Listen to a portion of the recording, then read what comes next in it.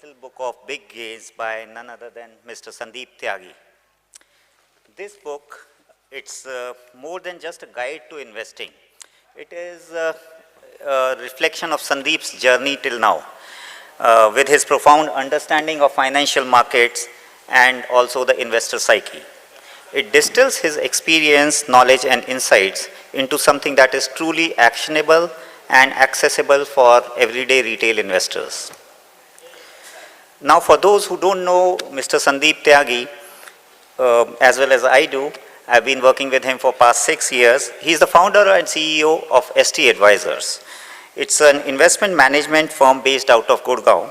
Sandeep is a graduate from IIT Delhi and also holds an MBA from Columbia Business School. He founded ST in 2008, an investment management firm that currently manages well over 1,500 crores, and under his leadership, it has grown to serve more than 20,000 retail clients in India.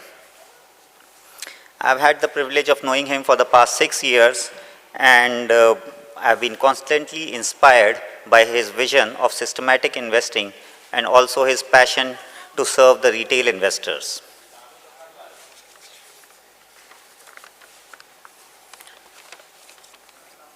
Now I'd like to introduce our panel members for tonight. First we have Mr. Vishal Kapoor. He is the CEO of Bandhan AMC. Vishal brings with him over 2 decades of experience in investment management space. He holds an MBA from IIM Ahmedabad and has worked with some of the leading financial institutions, including American Express, Standard Chartered Bank, and Bandhan AMC. We are thrilled to have him with us tonight. Next, we have Mr. Sanjay Sachdev. Sanjay is a true pioneer in asset management industry, having built transformative businesses across emerging markets over the last 25 years. His career spans senior roles with major global organizations such as Principal Financial Group, Shinsei Bank of Japan, and Tata Group, working across US, India, Southeast Asia, and Japan. Next, we have with us Ms. Kamala Kantharaj, who brings over 35 years of experience in financial services and stock exchanges. She has led regulatory affairs at NSE for over a decade and is currently the Chief Regulatory Officer at BSE India.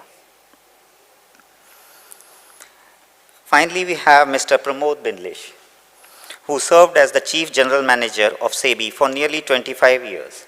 He is an accomplished CA with extensive experience in financial regulation and securities market.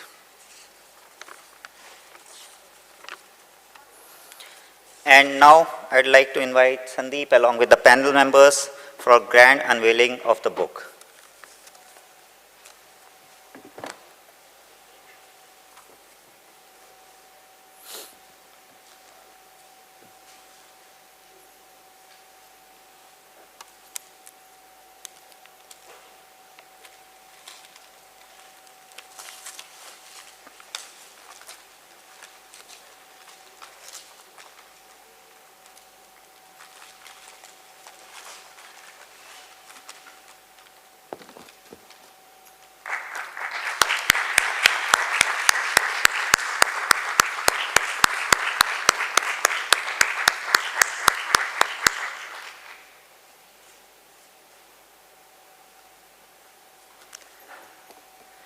Now I'd like to invite Sandeep to talk something about the book, about his journey so far, and what motivated him to write this book.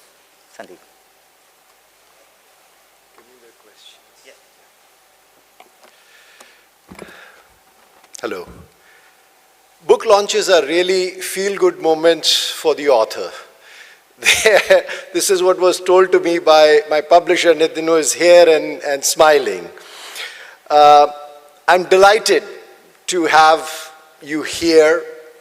First and foremost, I have my mother who's 90 years old and refuses to go to a restaurant for a meal, but agreed to take a flight and come to Mumbai to be part of this event. So that is special. My sister, brother-in-law, my family. But you know, they would have come even if I had written a book on how to maintain a good hairstyle, you know.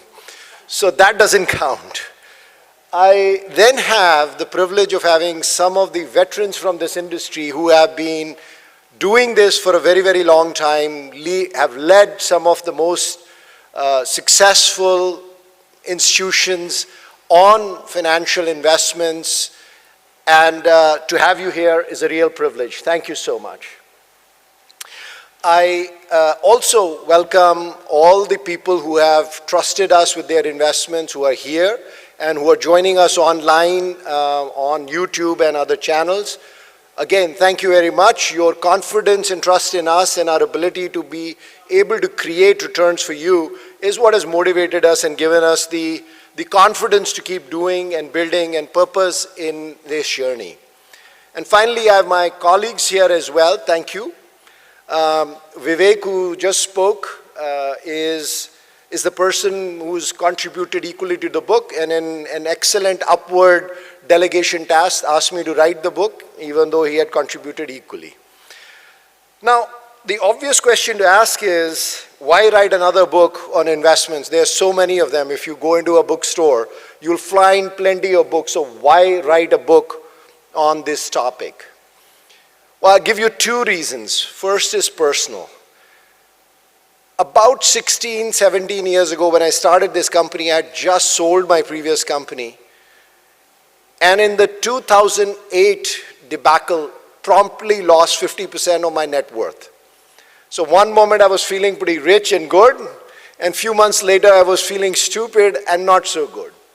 And I realized that despite my education at some of the nicest educational experiences you can get, I was not very well educated about how to manage the money that I was able to create through my entrepreneurial journey. And it does not serve to have a leaky bucket. You can make as much money, but if it's leaking, you're not going to be able to accumulate a lot, and you're not going to have a good financial outcome. So that was the personal reason to build an awareness first for myself, and now that is a purpose that drives our professional work as well in how to help people invest better. And the second is, investment is one of those things which is very simple, but very hard to actually implement. Now, how is it possible? How can you have something that's simple but hard to implement? And there are two things that are going on. Either people get very greedy or they get very afraid. This cycle of greed and fear drives most of the investment decisions, and it's very difficult to overcome. So simple to understand, but difficult to implement. What happens essentially is that people way overestimate, particularly in environments like this, what investments can do for them in short duration. Your expectations are unrealistic, which leads to disappointment. And then we constantly underestimate what investments can do for you in the long term. This balance is really what I've tried to address through this book. Now, how to do that? Number one is to set the right expectations, which is where I start the book, is what to expect from your investment journey. And that depends on what your needs are, what your capabilities are, what your understanding of the investment process is, and what is your attitude. And I use the analogy of driving to explain that for most people. If you're driving in tricky situations or you're underconfident of your ability to drive, you're going to drive your vehicle in a low gear. If you're driving in bright sunlight on a wide open road, you're going to drive your car in a high gear at full speed. And that's roughly how investments should work. Depending on your capability and the environment, you can take a higher exposure to market elements and build a diversified equity portfolio. And if your confidence, your needs are such that you cannot take a lot of risk, then you should have a portfolio that is much less in its risk exposure, and that's basically the concept of asset allocation, which is the single most important thing to do in good investment. Now, when you do that, everything else becomes easier, and I talk about how you can select the right product, how do you understand all the nuances of different types of products, everything from real estate, even crypto, equities, fixed income, and how does products like insurance and everything else fits into that. But if it is this simple, and frankly, I could have covered all of this in about 80 pages. The book is only 170 pages, 74 pages, and I could have finished this off in about 80 pages. Not that Nithin would have been happy, but why do you need more? Is because it doesn't stop there. There is a lot of noise in the market. You turn on the TV, you go onto social media, you look at your Instagram reels, and somebody or the other is giving you a sure short tip on how to invest. And usually it doesn't work. I use another analogy. We all know how to eat kind of well. It's a simple thing to understand. Balance your nutrition in macronutrients in terms of protein, carbohydrate, and fat. Moderate your intake. Live a healthy life. It's easy. But do we stop there? Not really. All of us are chasing after that superfood. Get that methi water in the morning that's going to help you lose weight, or get that special seed. We are all looking for tips. We are not going with the basics. And this book is really about basics. Now, the last part of the book is about staying the course. How do you rebalance?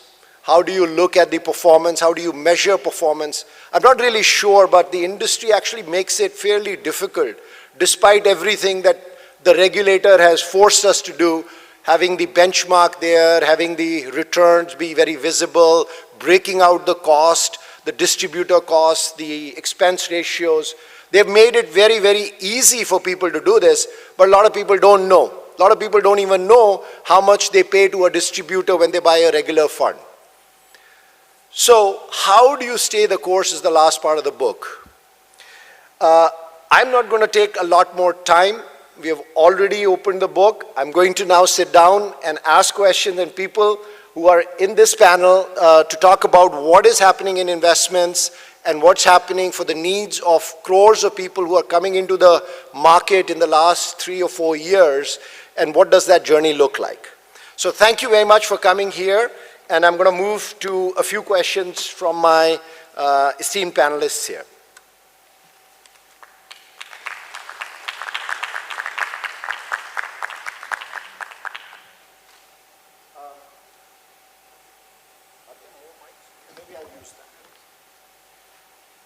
I'm going to start off with the first question to Sanjay. Sanjay, we've seen 3 or 4 crore investors come in the markets, and the markets have been really going up a lot in the last 3 or 4 years. How do you see the market evolving? Everybody is talking about financializations of savings, people moving from real estate and gold into the stock equity market. How do you see the environment shaping up for the retail investors, for the masses? So first of all, congratulations, and I'm very happy that you've written this book, because it's really a necessity for a lot of people to read and understand what it is to invest wisely. Because we are sitting in an age where we are in the middle of a major transformation as far as the whole process of investments are concerned in India. There's a metamorphosis of change that is happening in the asset allocation cycle in the country. And the reasons for that, as you know very well, is that there are 3 or 4 reasons. The first one is really government regulation. Government regulation has become much, much more conducive to investing in capital markets comparatively, compared to traditional real estate, or for that matter, gold. As you know, gold today, if one has to invest in gold, it's not that investments in gold has gone down by any this thing, but people understand a lot more today that gold is not the only investment for them to make. It has a role to play from a diversification standpoint, but capital markets investing is something that people have confidence in trust. The second thing is, of course, the professionalization or the growth of good quality companies in the country, in the capital markets. We have seen a very major transition, because before, about 10 years back, we had relatively very few companies which were very, very liquid, good quality companies. Today, there are at least, I would say, out of the 6,000, 7,000 companies that my esteemed colleague has so, graciously developed a infrastructure for the markets that has allowed people to very safely invest and get access to good quality companies. That has been a big difference, if you ask me. So I think if you look at it, we are also a very young nation, and we want the aspirations of our nation cannot be just fulfilled by putting money in just FDs. Thank you. I think that's something I cover in the book as well. If you look at long-term wealth creation, a diversified equity portfolio is one of the most solid ways of achieving that. Real estate, fixed income, even gold over the last 100 years provide returns which are lesser than a diversified equity portfolio because it's a productive asset. You can't keep a gold necklace in safe and it does not create another earring in a year or 2 years.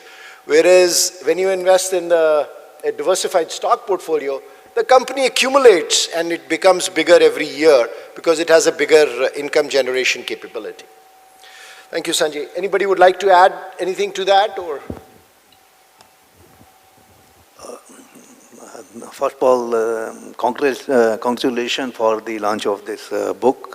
This was a necessity in today's time. I will like to add one thing, that the market evolving over a period of time has given a lot of confidence to the investors, to all the stakeholders, that the things are available in a proper manner. The financialization of market has taken place, and the biggest thing which has taken place is technological advancement, and that has eased out the investment in the capital market, but it has its own pitfalls also along with that. When we look at the data, we find that about 3 crore investors were there pre-COVID time, and now it is more than 10 crore investors are there in the market. And these 7 crore investors, which are newly added, the young guys also into that, they're not seen the downfall of the market. The other side of the market they're not seen till now. And that may be a cause of worry, that once that kind of thing happen, how these guys are going to react. So there is going to be a responsibility on all the stakeholders in this market, that they should educate the new investors about the risks which may be there in this system, so that once something, because it's a market, it is bound to happen that there will be ups and downs in the market, and at times the down may be of that nature also, that it may push out certain people out of the market. So they should be ready for that kind of thing, and somewhere that more investor education, and your book is going to help into that direction. So that is very much required. That's my view. Thank you. Thank you, sir. My next question is for Vishal. Vishal, the question, when you run an AMC and are seeing the development of mutual fund industry, what do you see the future as? And if you could address, a lot of the asset inflow has happened in the thematic funds. One of the things that I cover in the book is that simply moving the decision burden still to the investor. You have to pick what is the right theme to invest in. And I don't know if a lot of people are equipped to address that. So how do you see the evolution of the industry? There are models like Parag Parikh, which have only 2 funds. There are models where there are lots of funds. How do you see the role of industry in guiding and providing variety of products versus a few selected products in the right model? Right. Thanks, Sandeep, and congratulations firstly for the wonderful effort of putting your thoughts and experience into this book. Much needed, because like we covered in the first the first discussion, that as a nation of savers that we've traditionally been, we are clearly not a nation of investors, because even today, when we look at the data on how many of us actually have significant part of our wealth in growth assets, capital market assets, it's still really a very, very small proportion. At an aggregate level, if I recall, 10, 12 years back, capital market products as a proportion of overall household saving was, 2-3%. We maybe doubled it to 6-7% now, but it's still single digits. So think about it. As a country of savers, we're still not investing. And therefore, the need for a lot more awareness, a need for a lot of education, and clearly a book like yours and all the other efforts from whether it's media, regulators, manufacturers, distributors, and thought leaders, to really engage a lot more investors to take more risk, be in growth assets and benefit from the country's growth in one sense. I think that is clearly an opportunity for all of us. Coming to the mutual fund industry, I think the industry has clearly done a lot of hard work and it's beginning to pay off. We've seen tremendous growth over the last few years. Assets in this industry, just for perspective for many of us over here, we are roughly about 65 lakh crores today in 2024. Just maybe 20 years back, we were crossing 1 lakh crore. In 2002, I remember we were crossing 1 lakh crore of assets. So think about the move of 1 lakh to 5 lakh, 10 lakh, and now 65 lakh. So it's been a tremendous journey for the industry. But having said that, again, like we spoke about in the context of India and household savings, we're still only scratching the surface. So in aggregate, we have less than 5 crore investors in mutual funds, unique investors, that is. Now in the context of India, you need a bank account and a PAN card to be a mutual fund investor. Reportedly, there are 75 odd crore PAN cards. There are 115, 20 crore bank accounts. So clearly the number of customers, number of investors we should have in the industry, easily 10 if not 20 times where we are today. So a lot of opportunity ahead for the industry. There are many things that are working for us, and clearly a stable regulatory environment which has allowed us to be true to the product and the promise that India holds to the various asset classes, whether it's equity or debt, I think is one strength we have. A lot of competitive practices in the market which make sure that everyone is trying our best to deliver the best product at the most competitive price points to investors. I think that's worked. And really a very strong distribution ecosystem which allows knowledgeable investors, customers to come directly at a beneficial rate, and those who need some hand-holding advice to also come in through some guidance. I think all these models, all these choices make us an attractive, competitive, yet high potential, high growth industry. Now, having said that, the point you made about a lot of flows coming into thematics, and are we ready for so much of choice being made by the investor? I think it is a phase. I think like Pramod sir just mentioned, we have to keep in mind that a lot of growth in new customers happened over the last 4-5 years, just post-COVID and a lot of the participation in the post-COVID boom. Clearly, investors who have made or have had success, have made good gains, now experimenting with higher risk strategies, and clearly higher risk strategies, more concentrated strategies can generate more alpha in the near term. We will have to wait for a bit more maturity coming through a consolidation phase, which we haven't really seen as much as of now. So where this settles, I think, will need a bit more seasoning in some sense. Now, as a manufacturer, one can argue that, we are, in one sense, not prejudging what our customer needs. There are customers who are telling us about various needs, and we will try and support with good quality products built for them, designed for them. A lot of the ecosystem around purchasing responsibly or getting the right guidance is also very important. And when I say purchasing responsibly, if you have access to a do-it-yourself platform, which a lot of us have now, making sure that you are buying for the right reason and not misbuying, And when I say misbuying, it's, you're not buying because the last 6 month or 1 year returns or even the last 3 month return or 1 month return looks very exaggerated.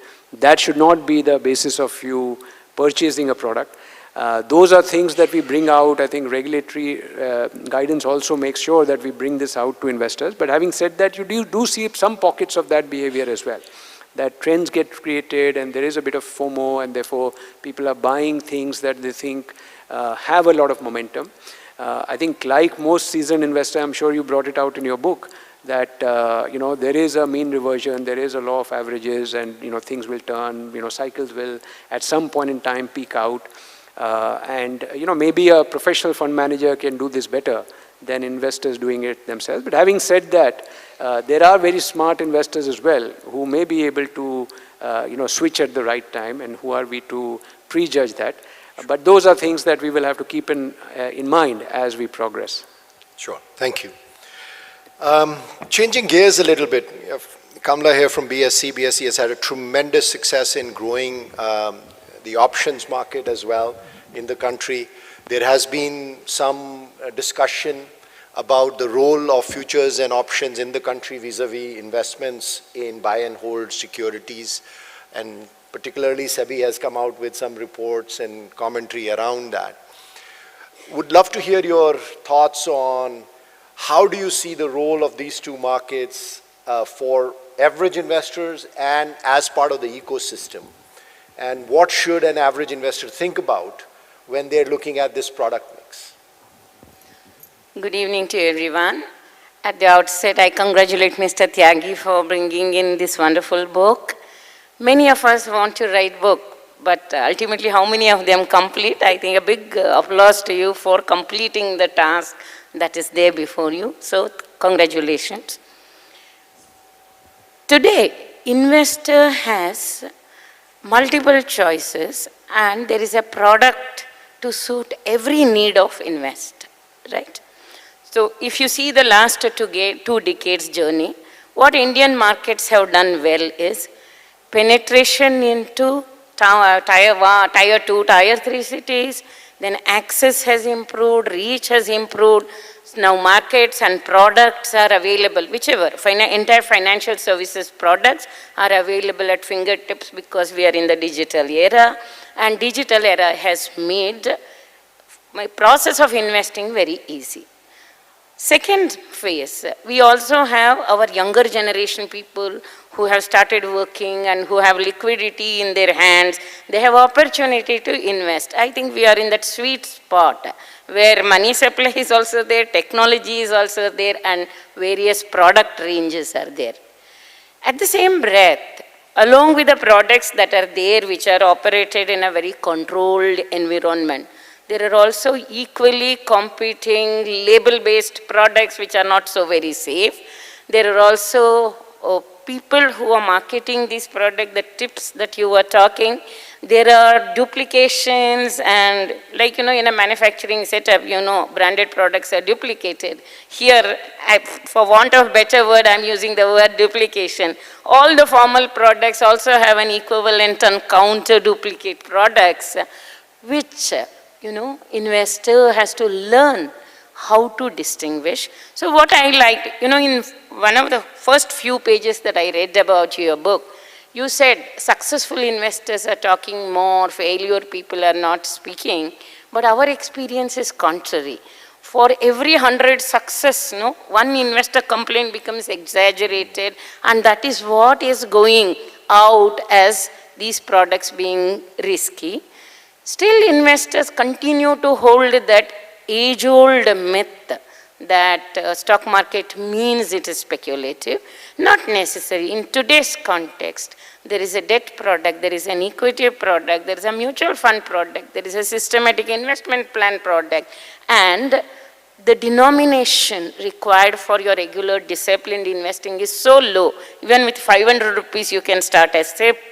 So with all these conveniences, I think we are all, in a good position to promote good skill set in the upcoming investors.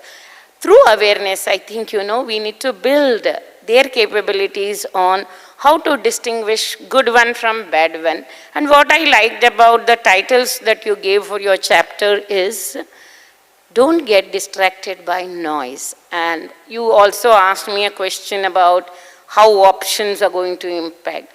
See, the needs of varied kinds of people are different. Option is not a bad product. That also has a purpose to serve. Only thing is, people who are using that product should be fully aware about how to use the product. Problem in our marketplace is, we are reaching out to investors, and investors, either out of ignorance or because they don't have time to invest, they blindly trust and part with every control of theirs to a third party. That is where most of the problem lies. So they are not investing time to know about the product, and you should always deal in products about which you know well. That discipline is something I think we should drive, and I would love to drive this point again and again. If you are good at macro, if you are an economist, if you know how my economy is going to behave, bet on the macro product. If you think you know a particular sector because you are part of a sector, you know what phase it is going through, then choose that sector. Should all people be investing in equities? Not necessarily. If I am a person who is very busy, then I have people who are managing funds. I should look at mutual fund as a route for me. So with bouquet of products being available, if people are suddenly jumping into options and writing of options just to make a quick buck, that is not the right route. How do we spread this message? It is like, use of a knife. Knife can be used for murdering, knife can be used for cutting vegetable, knife can be used for vegetable carving, knife can be used for showcasing many things.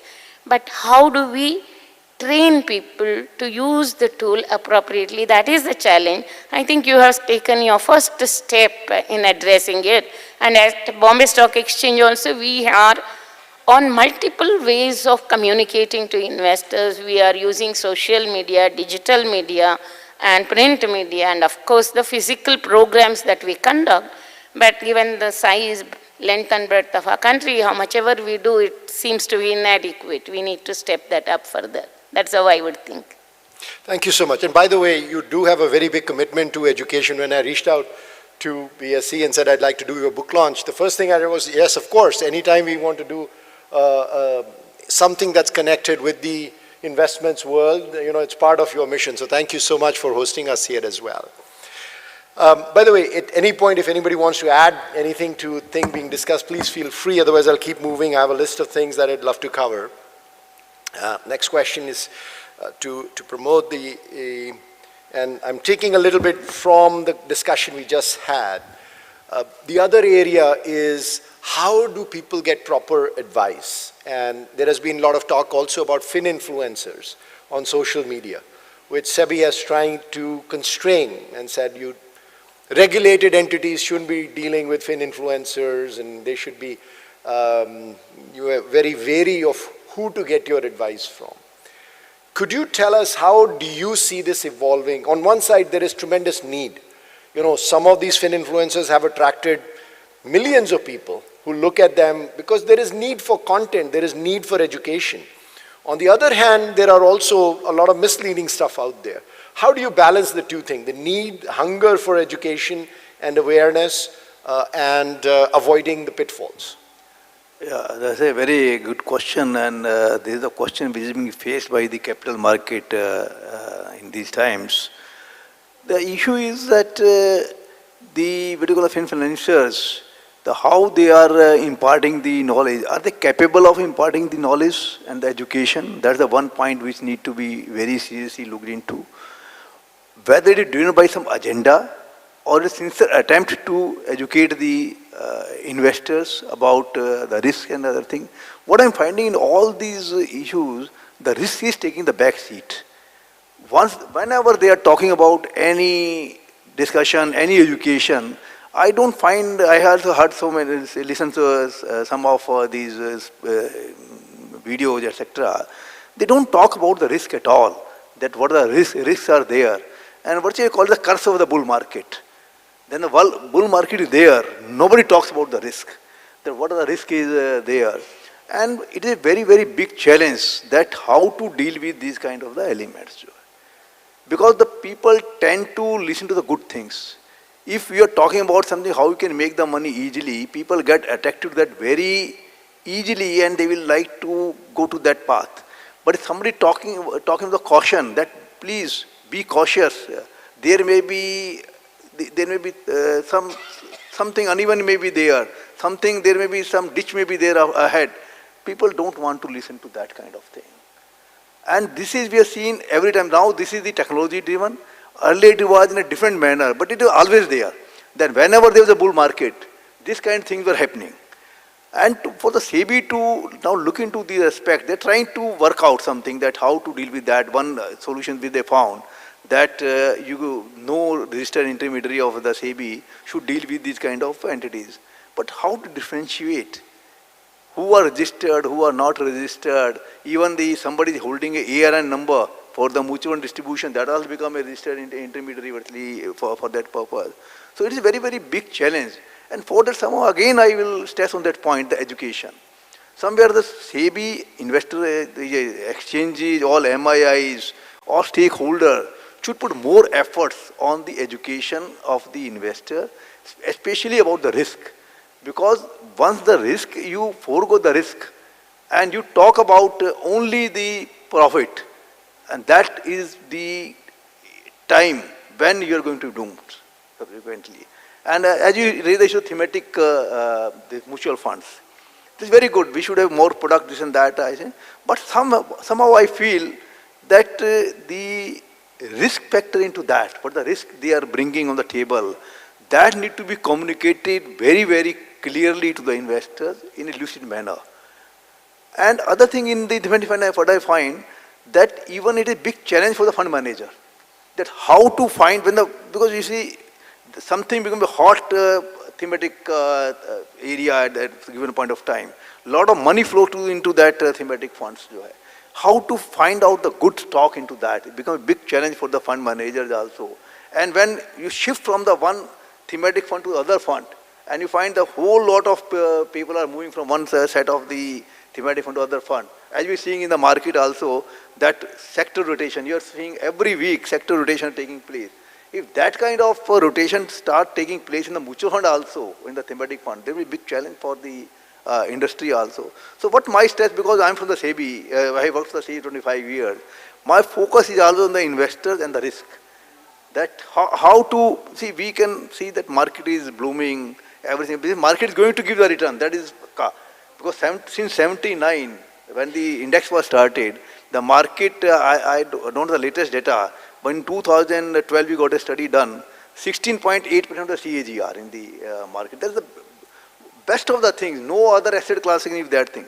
But still, when there is some pitfall in between, that way the market goes down, that brings a lot of serious concern. We have seen the 1992, 2001, 97, 98, 2008, that what kind of issues is bringing to the table. So somehow, what I feel, all the stakeholders should do some honest risk education to the investors. And as your book is also one of that effort into that step. But more, even exchanges should come out with more videos in the social media, because now you have to compete with the fans. There is two ways. Either stop them, or you also compete with them with the proper information. What I feel, that all stakeholders should come out with the proper information, and just then reduce the impact of the influencers. That I feel should be the approach. Thank you. Thank you, sir. I know it's Monday evening and tomorrow is a big holiday. I won't take a lot of time. Closing thoughts, if you'd like to cover quickly, anything that is on your mind on what we should. And by the way, all of you touched upon the need of education. I'm glad that I wrote a book because it fits in with what you're saying we need to do. So I count this as your starting point in spreading awareness. We hope to see more and more books coming from you. You could also explore, apart from printed book, to catch attention of younger generation, what else, what are the means that should be used to drive the points that you're looking at. Thank you. So, as I said earlier, a wonderful initiative. I think Sandeep, all I would say is that I think it's really very important that this book should get to the hands of the people you have written this for. And I think we should all, everybody in this room, I request you all to make an appeal to you to get out there and circulate this so that people are aware of this. It's a very good initiative. Thank you. Thank you, sir. Sandeep, I will again suggest the same thing, that you read in the book, that's very good. People, it is very difficult to people to read the books. So I will suggest that come to the social media and counter that the narrative which is taking place. And I feel that this is the responsibility of all the stakeholders to come to that thing and nullify the impact of the financials. Thank you. Sir, I'm using this as a script. I've already recorded about 30 reels on Instagram using the book. Thanks. Yeah, I think many of the other panelists have echoed the view that a book is definitely a great first step, towards getting more awareness. And like we mentioned earlier, there is just so much opportunity of benefiting from India's growth. I think, we are at a macro level, it's such a well-poised sort of, pace at this level. How do we get more individuals, Indians, to benefit from that growth is one of the, I think, benefits of getting the core concept around investing, how not to make too many missteps early on in your investing phase, some of the discussion around some excesses, some, sort of rushing in without understanding what you're getting into. Maybe learning from it and coming back to a more balanced, guided phase of making money. I think there is just so much opportunity, and every step, whether it's a book, whether it's the media, whether it is digital, whether it's podcast, but every step to try and get the message across is more than welcome, just to make sure that we don't miss out on this golden phase. Okay. Well, thank you very much, esteemed panelists. Thank you very much for coming, supporting us, and wish you, we have copies for everyone. I'd be happy to sign and do that. We have some refreshments. Yes, of course. That's what was going on. Yeah.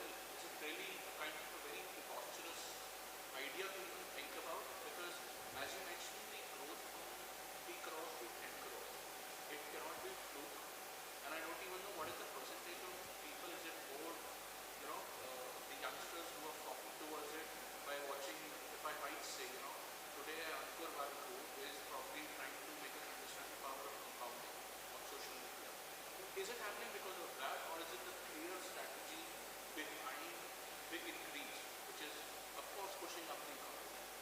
So, I hope that I'm able to do it. You want to go first? So I'll answer the second question because the first one is for Sandeep.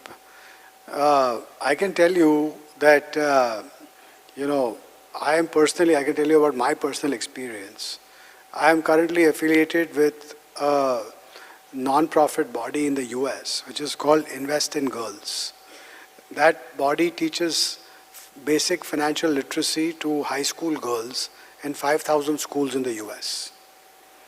In addition to that, I think I want to highlight that Vishal and myself were also very actively involved in trying to bring transparency and literacy from a financial perspective by establishing the Certified Financial Planner designation in India through the Financial Planning Standards Board. It's a continuous endeavor. It is not something that can be done by, just doing one thing.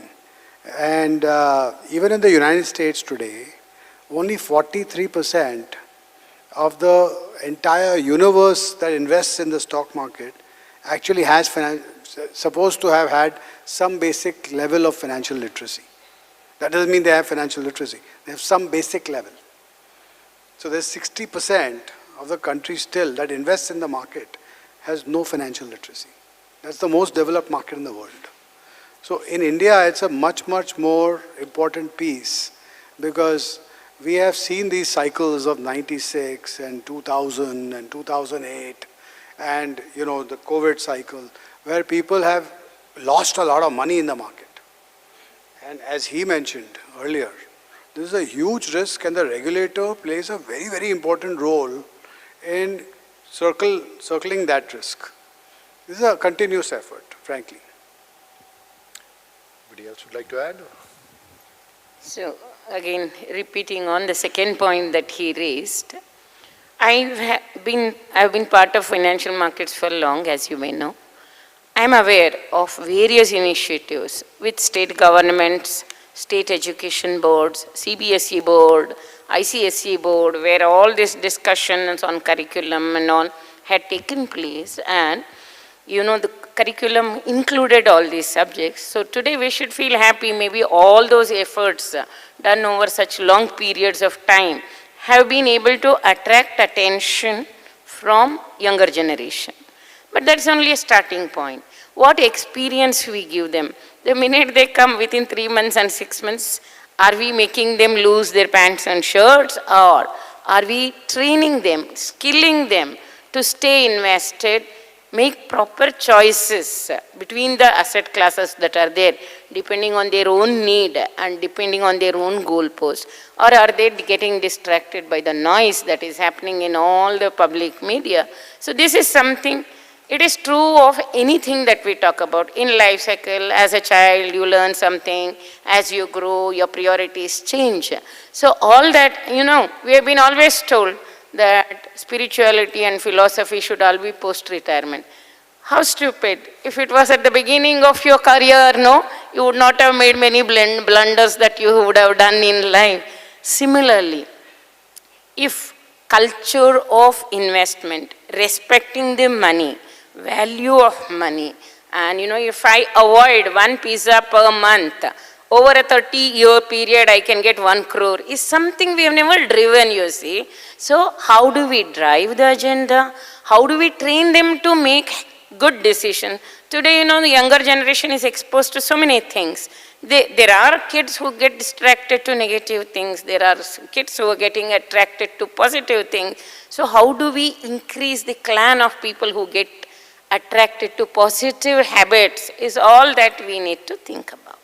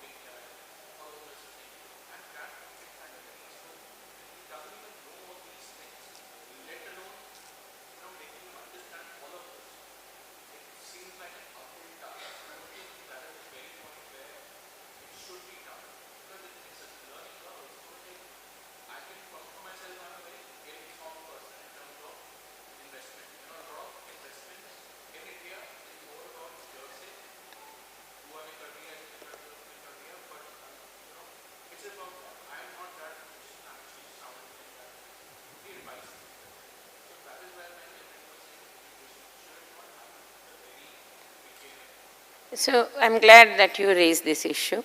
Money management is a life skill. It is not an academic learning at all.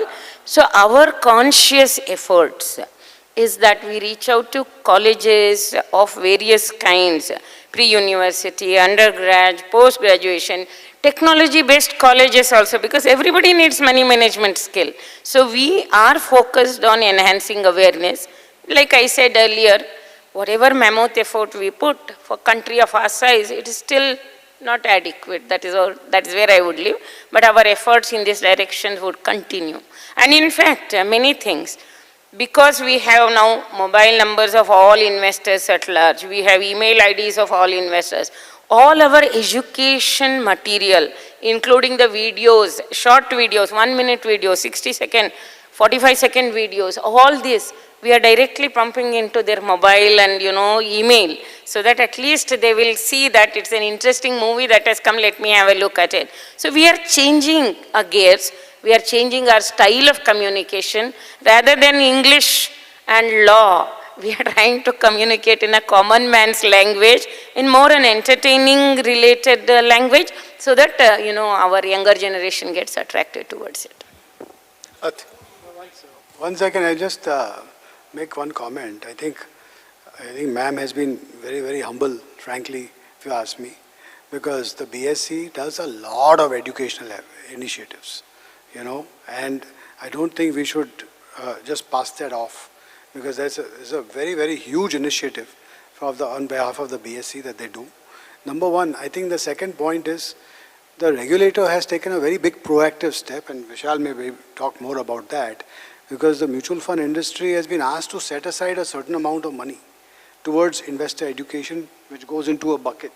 And the regulator has been very, very proactive about that. And the last thing, I don't think I'm overemphasizing this, but I commend Sandeep, frankly, because I do not know of any practitioner who has taken a proactive step to write a book like this, especially taking time out of his work, because he has enough to do, I know. Just for the sake of educating people, spreading financial literacy around. So,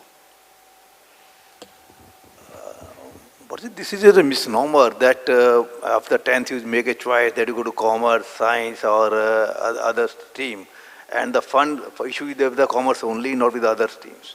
You see, we have focused more on the making the money, but what is more important, managing the money after that. Once you earn the money, you have to manage that fund. So education, financial education is important for each and every guy, whether he is doing in the commerce side, he is a science graduate, whosoever it may be. Because we have given very, very less importance because the products were not available. Financial products were not available for the investor to put the money. And you see, if you see the whole sort of thing that SEBI was established in 1992, what step has been taken one by one, which have now, all these steps have culminated into that we are now seeing that exploding the number of the investors. It not suddenly it has happened.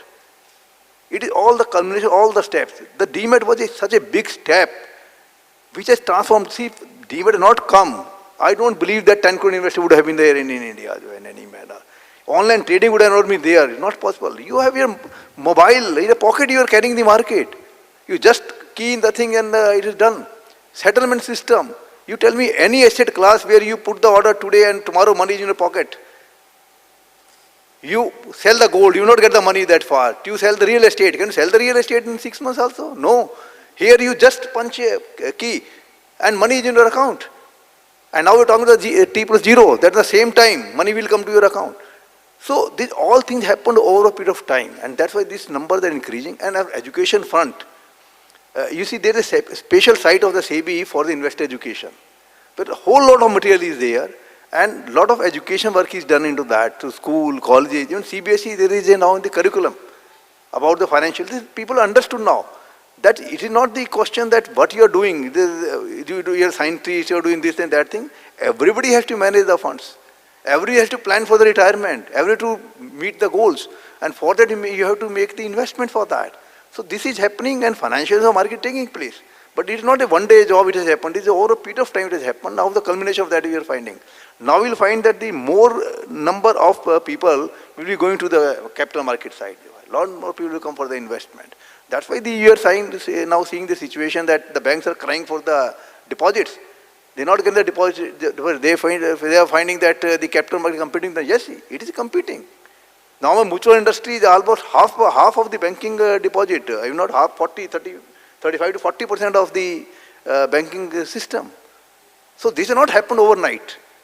And education front, a lot of things are happening. I myself has, I think, delivered hundreds of lectures to the colleges, schools, universities, IIMs, IIT. I have gone to so many places to deliver a talk on those issues. And people are appreciative. Now a lot of material, BSc doing the great job, mutual fund industry doing a great job, your NSC doing great job for educating the people. So this, all the culmination of that. So I personally feel that you have, your questions are valid, that, but education is there. But people who don't want to take the education and they want to depend on the tips and other things only, ultimately they're going to feel sorry. But education is a necessity for the capital market. A lot of efforts being done. All stakeholders are doing. I'm not saying either regulator or this thing. All stakeholders are doing a lot of things into that direction, and that is the result of all the technology developments, steps by the regulator, cooperation by all the stakeholders, educational improvements. Everything is culminating in that, and we are seeing the now exploding the number of the investors. Thank you. I don't know. I think we've covered a lot of the. So Sandeep, maybe Sure. you want to take the first question that he'd asked. Sure, sure. So I covered a little bit of that, but it's exactly what Pramod, Mr. Bindlesh was saying about risk and return. In a gear, you have two things. You have the speed and you have, how carefully you can drive. So a low gear is slower speed, more control. Higher gear is more speed, more variability. Same thing with asset allocation and investment, and that's the core principle that we've used in asset allocation. If you keep 70% of your money in stock market and 30% of your money in fixed deposits or fixed income mutual funds, you'll have a certain profile which we cover in the book.